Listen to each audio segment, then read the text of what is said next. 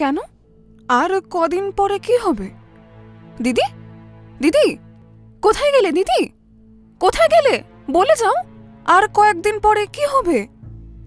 কথাটা বলেই যেন মুহূর্তের মধ্যেই মিলিয়ে গেলেন। দ্বিজেনবাবু স্ত্রী এ কথার অর্থ কি জানতে চাইবার জন্য ওনাকে খুঁজলেন, কিন্তু নিঝুম পথে নিভছে আলো, ছায়া হয়ে নেমে আসে রাত। অশরীর শ্বাস দেয় পিছু ডাক, জানালায় বাড়িয়ে দুহাত। বোঝা না বোঝার সীমা পেরিয়ে অজানার কুয়াশা মেখে না বলা কাহিনী শোনাতে।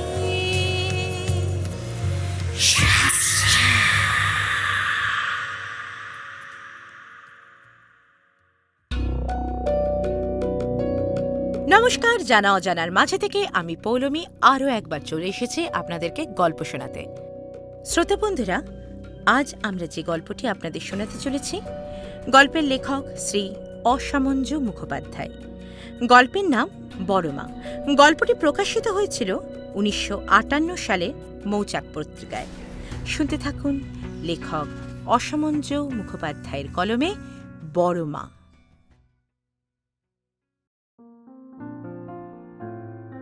যে কাহিনীটি বলতে বসেছি, এটি বহু বছর পূর্বেকার আমার নিজের দাদুর কাছে শোনা একটি সত্য ঘটনা। যে পরিবারে এই ঘটনাটি এককালে ঘটেছিল তার বংশধরেরা অনেকেই জীবিত, সুতরাং তাদের প্রকৃত নাম ধাম আমি প্রকাশ করব না। এরা ছিলেন আমাদের নিকট আত্মীয়। এরা ছিলেন সম্পন্ন গৃহস্থ, পশ্চিমের কোনো শহরে বাস করতেন। দুই ভাই, বড় ভাই যোগেনবাবু সেখানকার একজন নামকরা উকিল, ছোট ভাই পসারওয়ালা ডাক্তার। দুই ভাই মিলে প্রচুর আয় করতেন। সেখানকার সমাজে দুই ভাইয়ের যথেষ্ট নামযশ ও খ্যাতি প্রতিপত্তি ছিল। সংসারটিও বেশ বড়। বুড়ো বাপ মা, দু ভাইয়ের দুই স্ত্রী, প্রত্যেকের ৫-৬টি করে সন্তান, এক বর্ষীয়সী বিধবা ভগিনী, আর তারও আবার ৪-৫টি সন্তান। তাদের মধ্যে আবার কারোর বিবাহ হয়েছে, তাদের স্ত্রী ও ছেলেপুলে। এছাড়া চাকর বাকর, ঝি, পাচক, মোহরি, কম্পাউন্ডার, সরকার, গোমস্তা প্রভৃতি মিলে সংসারটি খুবই বড়, সর্বদাই জমজম করত।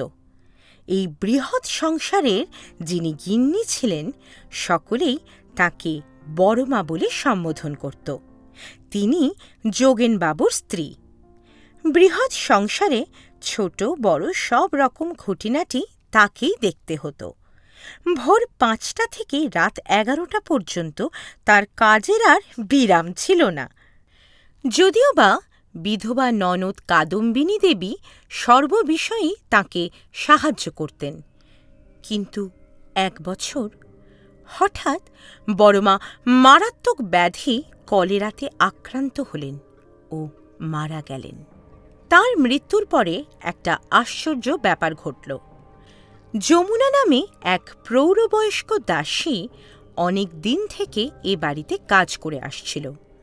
ছোট ছোট কয়েকজন ছেলে মেয়েকে নিয়ে রাত্রে সে দোতলার একটা ঘরে শুত। একদিন রাত এই ২-২:৩০ সময় তাকে বাইরে আসতে হয়। ঘরের বাইরে একটা খোলা লম্বা টানা বারান্দা ছিল। সেই বারান্দার শেষ প্রান্তে মুখ হাত ধোবার ঘর ছিল। বাড়িটা ছিল সেকালের চক মেলানো বাড়ি। মাঝে খানিকটা জমি উঠানের মতো রেখে চারিধারে চারিসার ঘর, ও চারিসার ঘরের কোলে ভেতরের দিকে উন্মুক্ত টানা বারান্দা। ঠিক এর ওপর এইভাবেই এর দোতলা। দোতলার চারিদিককার এই টানা বারান্দার দুই বিপরীত কোণায় দুটো বাথরুমের মতো মুখ হাত ধোবার ঘর ছিল। সেদিনের রাত্রিটা ছিল জ্যোৎস্নাময়। যমুনা বাথরুম থেকে বেরিয়ে এসে বিপরীত দিককার বারান্দায় চেয়ে দেখবার সঙ্গে সঙ্গেই বিকট একটা চিৎকার করে অজ্ঞান হয়ে পড়ে যায়।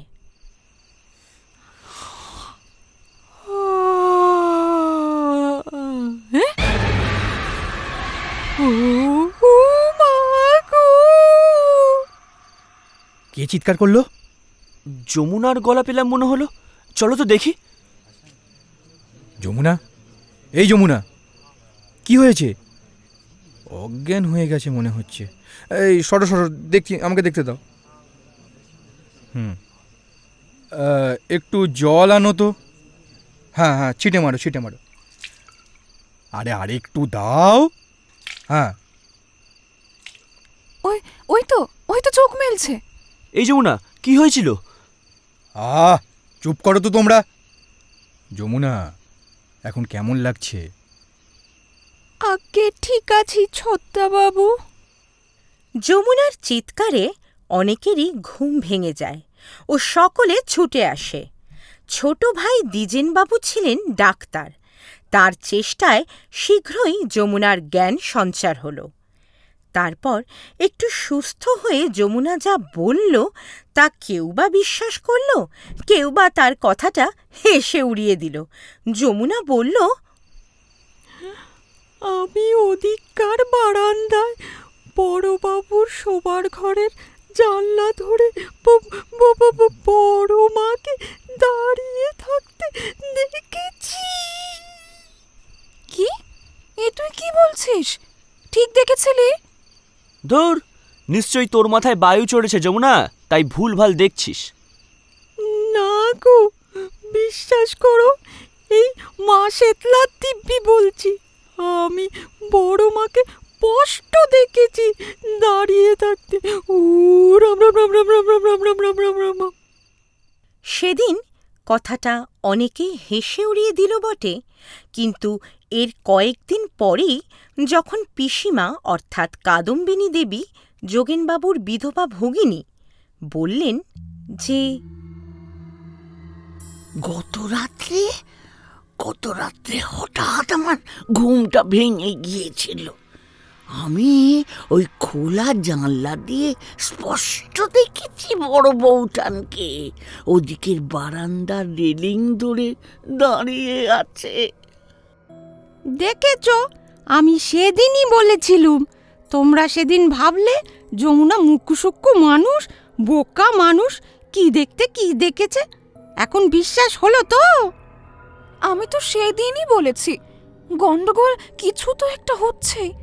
দুজনেই তো আর এক ভুল করবে না। বেশ চিন্তার কথা, দেখি কি করা যায়।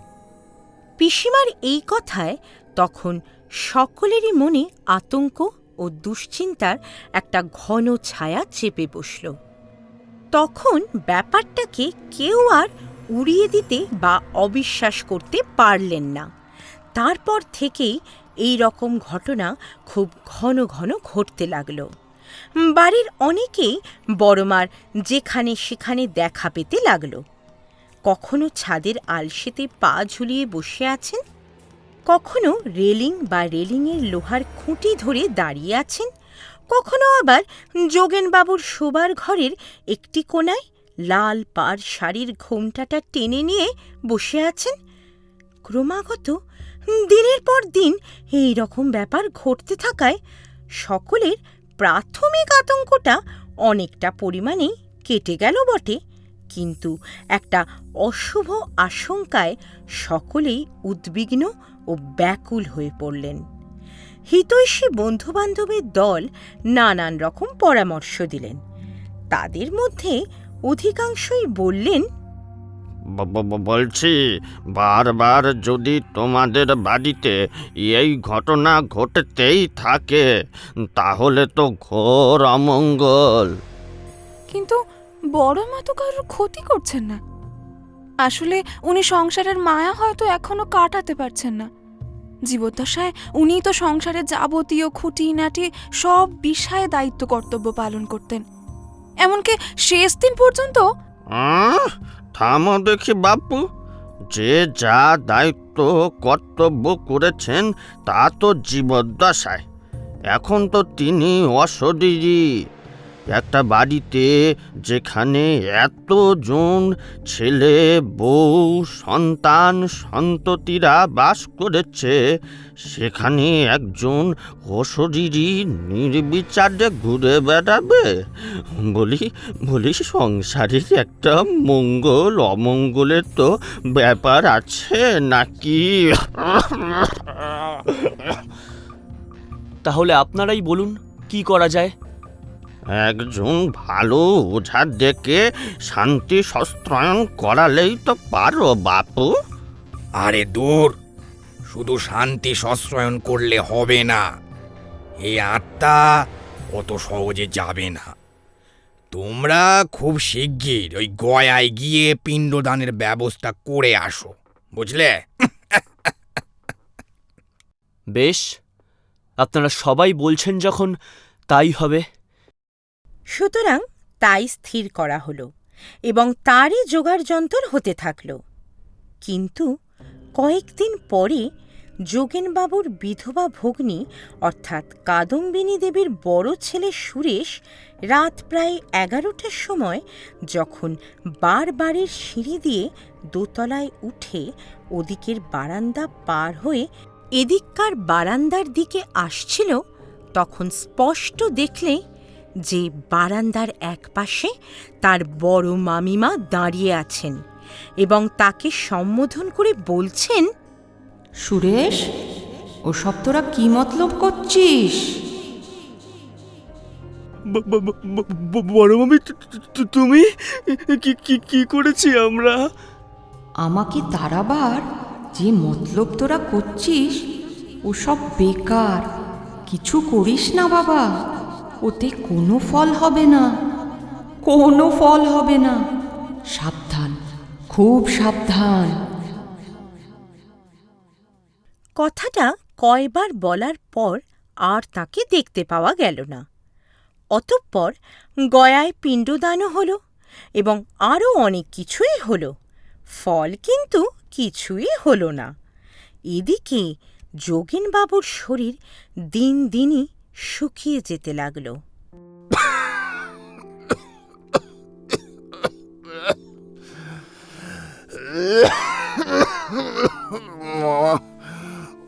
পারি না রে বাবা, কষ্ট।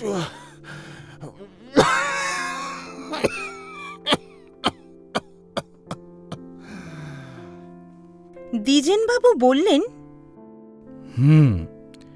দাদার নির্দিষ্ট কোনো রোগের লক্ষণ তো দেখছি না, তবে কাশিটা এত বাড়ছে কেন, এটা বেশ ভাবাচ্ছে।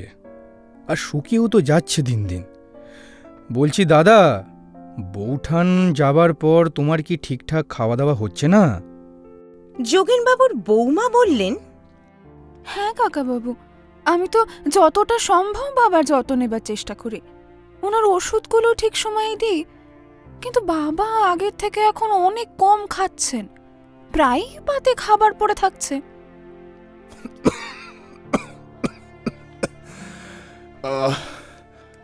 বয়স হয়েছে, এখন কি আর অত খেতে পারি? দাদা, বড় বৌঠানের জন্য তোমার যে কষ্ট, তার ভাগ হয়তো আমরা নিতে পারবো না। যিনি চলে গেছেন তাকে তো আর ফিরিয়ে আনা সম্ভব নয়, কিন্তু তুমি যদি এভাবে নিজের প্রতি অযত্ন করো তাহলে চলে কেমন করে বলো তো? বলছি ছোটদা, ছোটদা, একটা উপায় আমার মাথায় এসেছে। বড়দা শরীরের যা অবস্থা দেখছি, আর হবে নাই বা কেন? সবসময় যদি ঘরে রেলিং ধরে দাঁড়িয়ে থাকে। কি? ঠিক বুঝলাম না। না মানে, আগে বলছিলাম যে এইসব আত্মা তো এ বাড়িতে ঘুরে ঘুরে বেড়াচ্ছে, এত কিছু করেও যখন কোনো লাভ হলো না, তখন মানে মতাবস্থায় এ বাড়ি ছেড়ে যদি সকলে আমরা কলকাতায় গিয়ে বাস করি, তাহলে একটু হাওয়া বদলও হবে, আর তাকে কেউ আমরা দেখতেও পাবো না। প্রস্তাবটা মন্দ বলিসনি, বেশ, তবে অন্তত মাসখানেকের জন্য আমরা সকলে কলকাতায় গিয়ে থেকে দেখি। বরদার শারীরিক অবস্থার একটু উন্নতি হলে না হয় আবার এখানে অতএব মাস খানেকের মধ্যেই তারা সকলে কলকাতা চলে এলেন। কিন্তু কলকাতায় এসেও অবস্থার কোনো পরিবর্তন হল না। পশ্চিমের বাড়ির মতো এখানেও বড় মাকে সকলে দেখতে পেতে লাগল। এদিকে যোগেনবাবুর শরীরও দিন দিন বেশ শীর্ণ হয়ে আসতে লাগল। কলকাতায় তখনকার বড় বড় ডাক্তারদেরও দেখানো হলো, কিন্তু তার শরীর দিনের পর দিন ভাঙনের দিকেই যেতে লাগল। কোনো রোগের লক্ষণই তার দেহে পাওয়া গেল না, শুধুমাত্র দুর্বলতা। এদিকে বড়মার ব্যাপারেও অনেক কিছু করা হলো। যেমন অনেক নামকরা ওঝাকে আনানো হলো। তারা অনেক কিছু ঝাড় ফুঁক অনেক কিছু কাণ্ডকারখানা করলে, কিন্তু ফল যথা পূর্ব তথা পরম। অবশেষে যোগেনবাবু একেবারে শয্যাশায়ী হয়ে পড়লেন। তার বিকেলের দিকে প্রত্যহই একটু করে জ্বরও হতে লাগল। এই জ্বর হবার সূত্রটা পেয়ে ডাক্তাররা অকুলে যেন একটু কুল পেলেন। তারা নতুন উদ্যমে চিকিৎসা চালাতে লাগলেন। কিন্তু না, এই ওষুধেও তো ঠিক কাজ করল না। দাদা কেন যে কিছুতেই সুস্থ হচ্ছেন না কিছু বুঝতে পারছি না। আসল রোগটাই তো নির্ণয় করা যাচ্ছে না। কলকাতার এত নামকরা ডাক্তাররাও তো দেখলেন, কয়েক রকম পরীক্ষাও তো করানো হলো, কিন্তু কিছুতেই তো কোনো লাভ হচ্ছে না। উফ, আর ভাবতে পারছি না। দ্বিজেনবাবু স্বয়ং ও কলকাতার ডাক্তারদের এত চিকিৎসা সত্ত্বেও যোগেনবাবুর অবস্থা ক্রমেই সঙ্গীন হয়ে আসতে লাগল। এই সময়টায় আমার বড় ঠাকুরমা অর্থাৎ আমার দাদুর মায়ের সাথে দাদু এদের বাড়িতে এসে দিন 15 থাকেন। পূর্বেই বলেছি, এরা আমাদের আত্মীয় হতেন। এরা পশ্চিমে থাকায় এদের সঙ্গে সে আত্মীয়তায় কতকটা ভাটা পড়েছিল, কিন্তু কলকাতায় ফিরে এলে আবার ঘনিষ্ঠতা ও যাতায়াত বৃদ্ধি পায়। যোগেনবাবুর অসুখ বাড়াবাড়ির দিকে খবর পেয়ে বড় ঠাকুমা তাকে দেখতে গেলেন। বাবা যোগেন, এখন কেমন আছিস বাবা?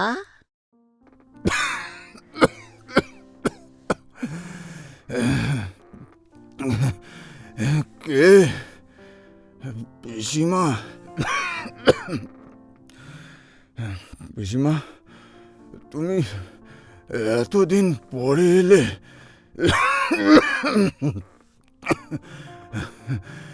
তাও তাও আমার এই শেষ অবস্থায়।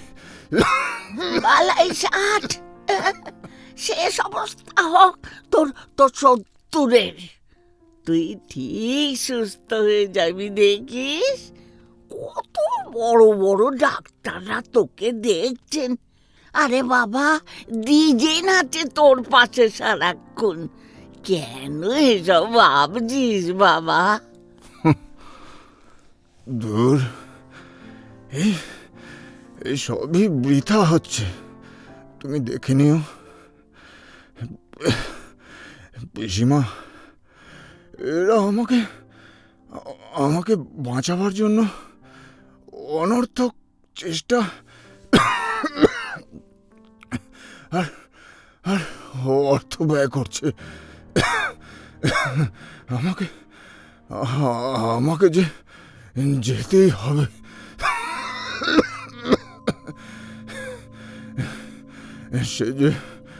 সে যে বড্ড একা।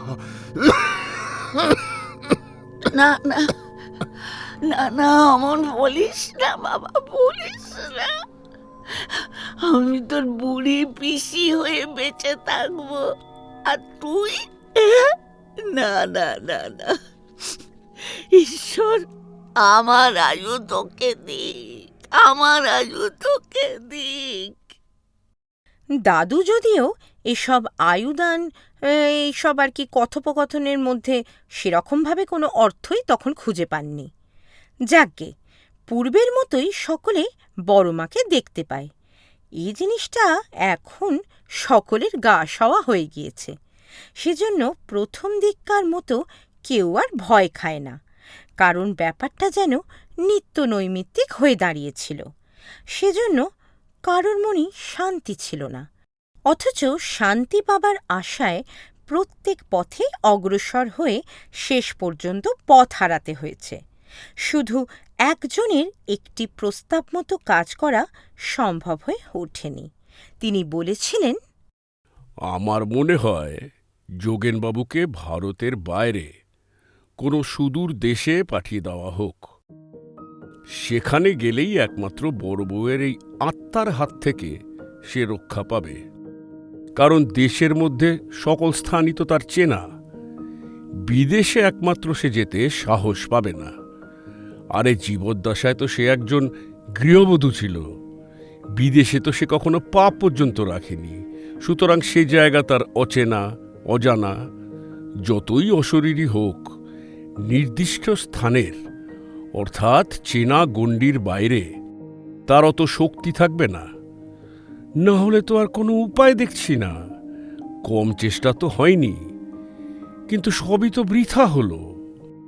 বাড়ির সকলেরও ইচ্ছা ছিল কয়েকটা মাস যোগেনবাবুকে ইংল্যান্ডে রাখবার জন্য, কিন্তু এ ব্যবস্থা প্রথম দিকে হলে হয়তো হতে পারত।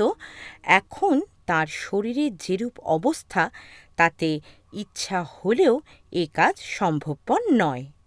এখন তাকে জাহাজে তুললে হয়তো জাহাজের মধ্যেই তার মৃত্যু ঘটবে। দাদু যে কটা দিন ও বাড়িতে ছিলেন, তার মধ্যে 2 দিন নাকি বড় মাকে দেখতে পেয়েছিলেন, কিন্তু বিশেষ কিছু ভয় পাননি। তার কারণ ভূত প্রেতের অঙ্গ প্রত্যঙ্গাদি ও তাদের নাকি সুরে কথা কওয়া প্রভৃতি সম্বন্ধে ছোটদের মনে যেরকম একটা কাল্পনিক বিকট ছবি অঙ্কিত ছিল, সেসবের সঙ্গে এনার কিছুই মিল নেই। তিনি যেন বাড়ির অন্য 10 জনের মতোই একজন, মানুষের মতোই আকার, মানুষের মতোই কথা, মানুষের মতোই কণ্ঠস্বর, বাড়ির গৃহিণীর মতোই তার সব বিষয়ে গৃহিণীপনা। টকটকে লাল পেরে শাড়ি পরা, হাতে বালা, নোয়া, মাথায় সিঁদুর, এ যেন জীবন্ত বড় মা। তার হাতে গড়া বৃহৎ সংসারটির সকল দিকের সমস্ত খুঁটিনাটি ব্যাপারেই সুগভীর মমতা ও প্রীতির ভরে পরিচালনা করছেন। এই সূত্রে তিনি এক রাতে বিমলা নামে অল্প বয়স্কা এক দাসীকে বলেন, দেখ বিমলি, নবৌমার ছোট ছেলেটা 3 দিন পাকিয়ে যাচ্ছে। ওর কিরমি হয়েছে, ঠাকুরপো যেন ওর ওষুধের ব্যবস্থা করে দেয়, বুঝলি? বড় মা, রাম রাম রাম রাম রাম রাম রাম রাম রাম। আমলো যা মরণ ভয় পেয়েছে। শোনো, ওসব রাম নামে আমার কিচ্ছুটি হবে না রে। তোকে যেটা বললুম সেটা বল গিয়ে, যা এক্ষুনি, নইলে ঘাড় মটকে দেবো। আগে আগে যাইতেছি বড় মা। ওগো বাবা গো, ওগো মা, ও মা গো। ভয় মুলু। যাই ছোটকে গিয়ে বলি। সেরকমই একদিন দ্বিজেনবাবু স্ত্রীকে বললেন, ওরে ছোট, নিমুর কোলের মেয়েটা রোজই মাঝরাতে কেঁদে কেঁদে কোকিয়ে যাবার মতো হয়। ওর মা কি মরে ঘুমোয়? ওই সময় উঠে বসে মেয়েটার গলাটা একটু ভিজিয়ে দিতে পারে না? কি ঘুমরে বাবা, বলিস তো ছোট ওর মাকে। ঠিক আছে দিদি। বলি, অমন করে তাকিয়ে দেখছিস কি? ভূত দেখলি নাকি? হ্যাঁ মানে না, ভূত কেন? তুমি তো আগের মতোই আছো, সংসারের সব দিক খেয়াল রাখছো, তোমায় খামোখা ভয় পাবো কেন? তাই বুঝি? বেশ, শোনা বোনটি আমার, কথাটা ওর মাকে বলে দিস কিন্তু, ভুলিস না জানো। আর তো বেশি দিন এভাবে পারবো না রে। কেন? আর কদিন পরে কি হবে দিদি? দিদি, কোথায় গেলে দিদি? কোথায় গেলে বলে যাও, আর কয়েকদিন পরে কি হবে? কথাটা বলেই যেন মুহূর্তের মধ্যেই মিলিয়ে গেলেন। দ্বিজেনবাবু স্ত্রী এ কথার অর্থ কি জানতে চাইবার জন্য ওনাকে খুঁজলেন, কিন্তু এই রকম জীবিতকালের মতো মরে গিয়েও সব দিকে নজর। তার মধ্যে বেশি নজর স্বামীর দিকে। নবৌমার ছোট ছেলের ওষুধের ব্যবস্থা করছেন, ছোট যাকে বলে নিমুর কোলের মেয়ের প্রতিও তার মায়ের কাছে সতর্কবার্তা পাঠাচ্ছেন। কিন্তু স্বামী যে দিনের পর দিন মৃত্যুর পথে এগিয়ে যাচ্ছে, সে বিষয়ে কোনো তার খেয়ালই নেই। দুঃখ নেই, অস্থিরতা নেই, শুধু আছে গভীর আকর্ষণ। অথচ তখন যোগেনবাবুর এমন অবস্থা যে কবে কোন দিন তার হয়তো কি বা ঘটে। কয়েকদিন পরে ঘটলেও তাই। হঠাৎ একদিন মধ্যরাত্রে যোগেনবাবু চিরদিনের মতো চক্ষু বুজলেন।